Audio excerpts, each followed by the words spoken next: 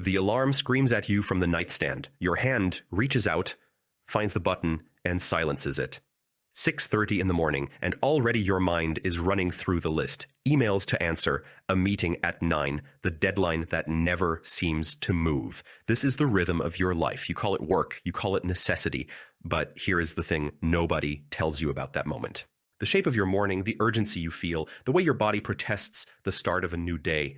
None of this is written in human nature. It is a habit, a system, a set of expectations that came from somewhere. And if you trace that system backward, past the Industrial Revolution, past the medieval manor, past the Roman Forum, you find yourself standing in a world where work meant something almost unrecognizable. 2,000 years ago, another human being woke to a similar sun. His name is lost to history, but his life is not. He lived in the Roman Empire in a rural villa south of Rome.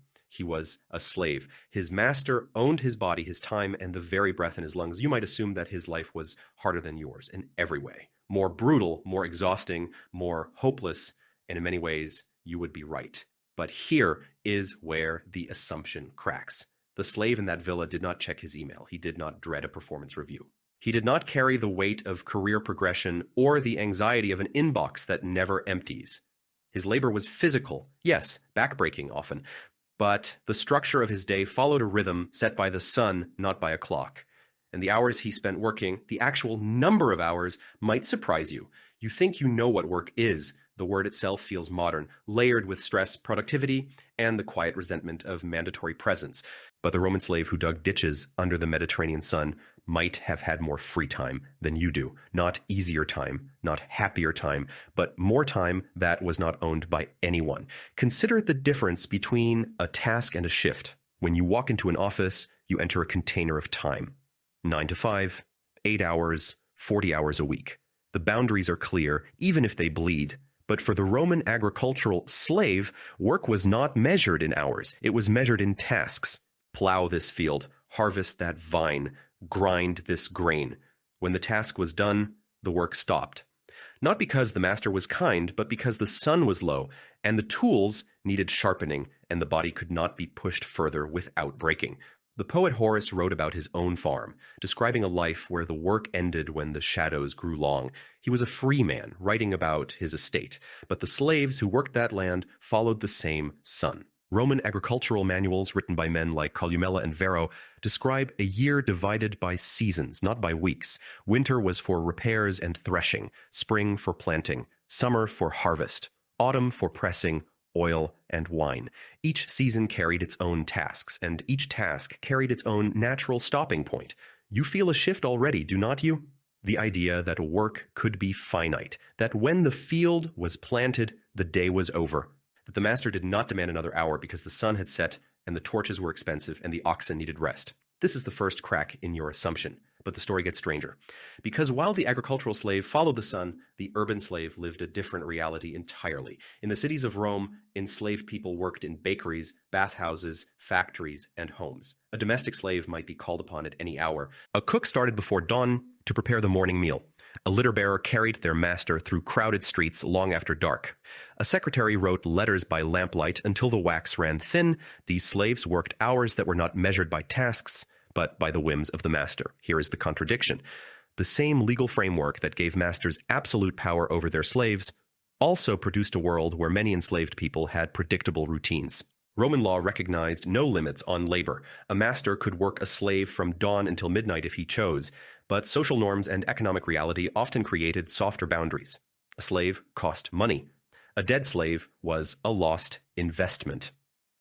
And so the system, brutal as it was, produced patterns that sometimes resembled the rhythms of any working person. This contradiction, a system of absolute power that by accident produced rhythms we still recognize, is the kind of detail that rewires how you see your own life. If you want to keep digging into these hidden patterns that shape the human experience, subscribe so you don't miss what we uncover next.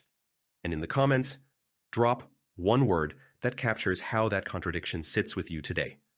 If you have ever sat at your desk at 5 o'clock knowing your shift is over but feeling the invisible pressure to stay, you know this tension. The line between duty and survival. The fear that leaving early might cost you something you cannot afford to to lose. The Roman slave knew that same tension, but for different reasons. His master's pleasure was his safety. A good day meant no punishment. A bad day meant the whip. And yet, across the entire Roman world, there was a constant that shaped every worker's life, whether free or enslaved. The Roman calendar was crowded with festivals, public holidays that shut down the courts, the markets, and the workshops. The historian Ovid wrote a poem about the Roman calendar, listing day after day of religious observance, games, and celebrations.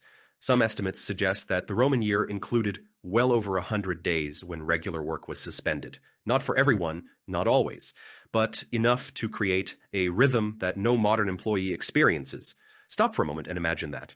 100 days a year when the city itself stopped working, when the slave and the master and the free laborer all walked to the same temple, watched the same chariot race, shared the same suspension of obligation. No emails, no unpaid overtime, no guilt. Just the collective pause of an entire society. That detail from earlier is about to matter.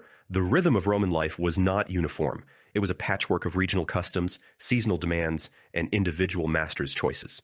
But the pattern that emerges from the evidence is clear. Roman workers, including enslaved ones, often labored fewer total hours per year than the average modern employee. Not because they were free, not because they were happy, but because the structure of their world did not allow for the kind of sustained, year-round, clock-driven labor that defines modern work. The modern work year is built around a logic that the Romans would have found incomprehensible. You do not work until the task is done. You work for a fixed duration, every day, every week, every month. The concept of a weekend is relatively recent. The 8-hour workday is a modern invention fought for by labor movements in the 19th century.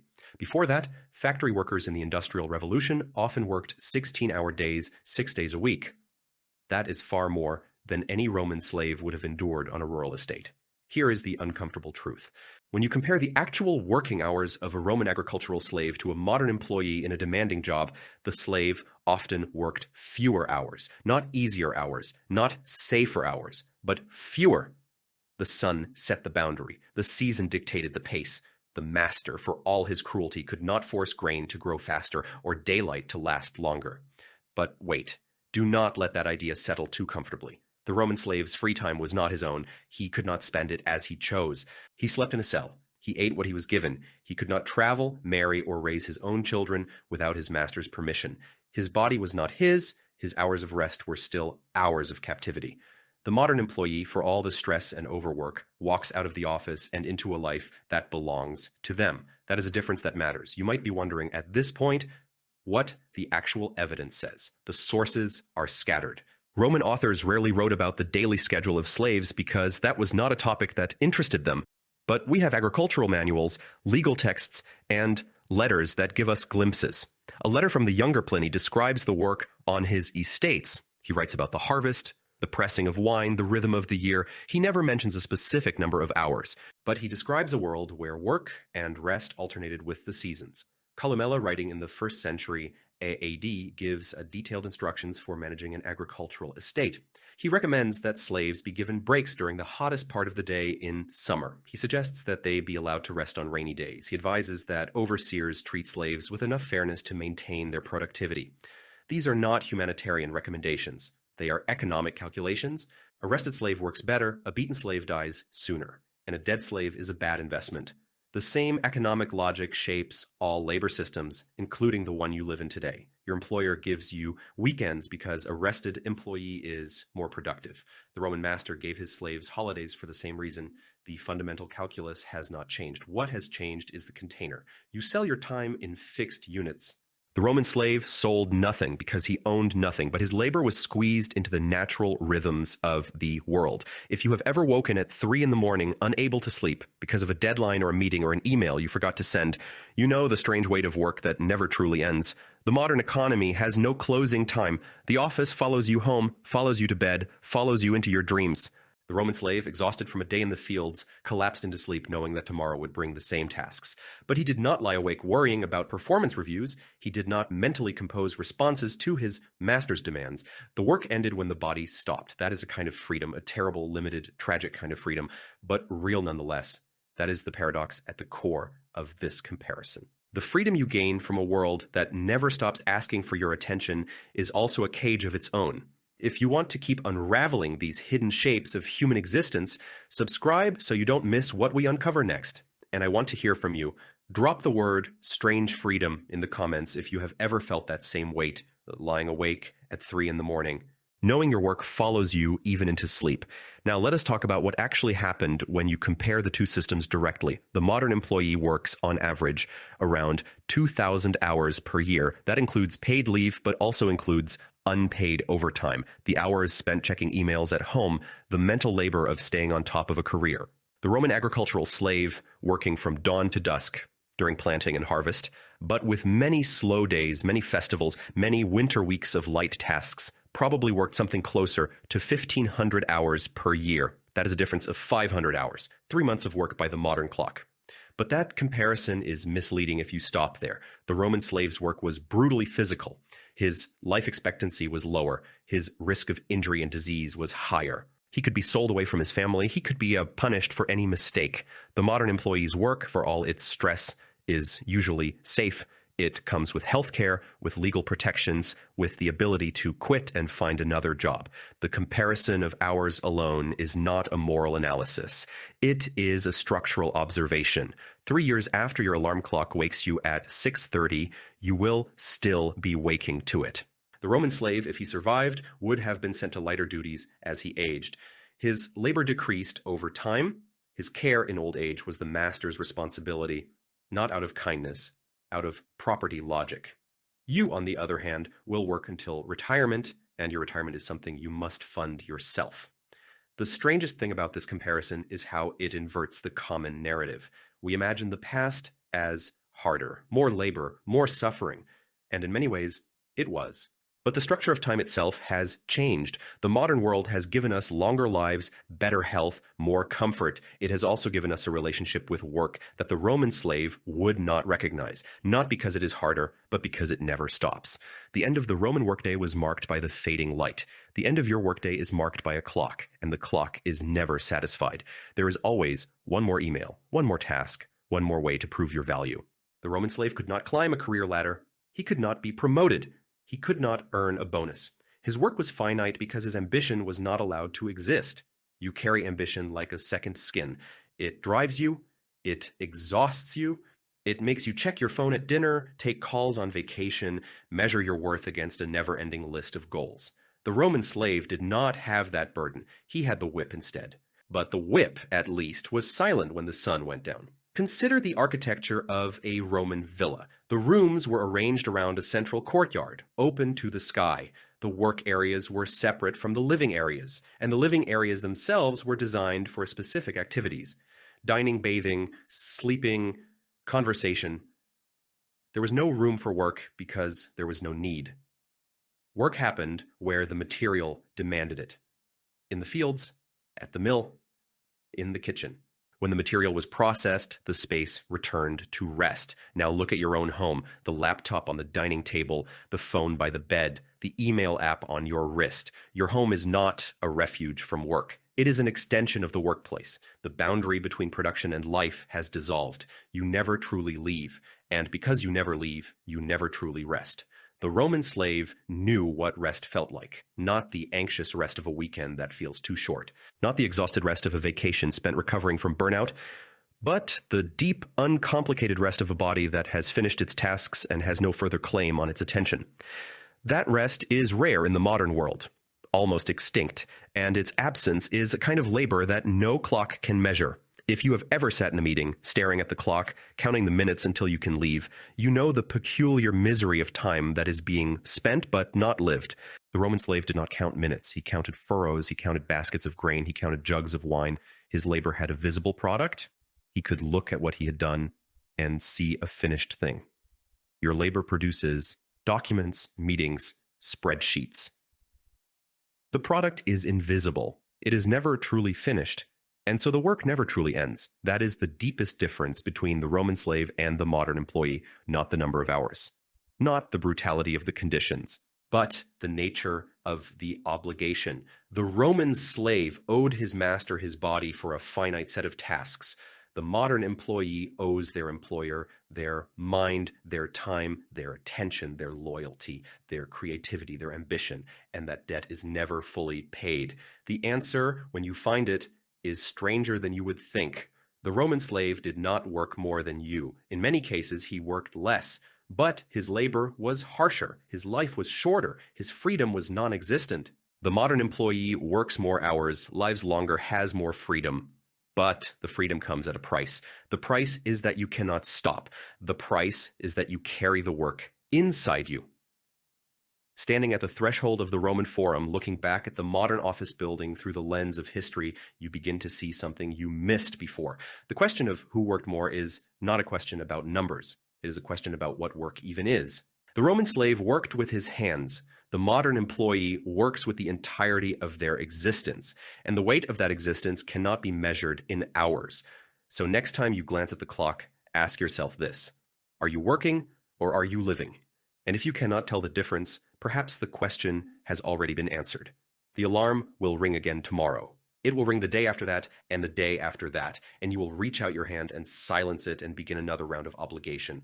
The Roman slave never silenced an alarm. He woke to the call of an overseer, or to the creak of an ox cart, or to the simple pressure of daylight on his eyelids. His morning was not a choice either. But it was a morning that ended when the tasks ran out, not when the clock said it was time to leave.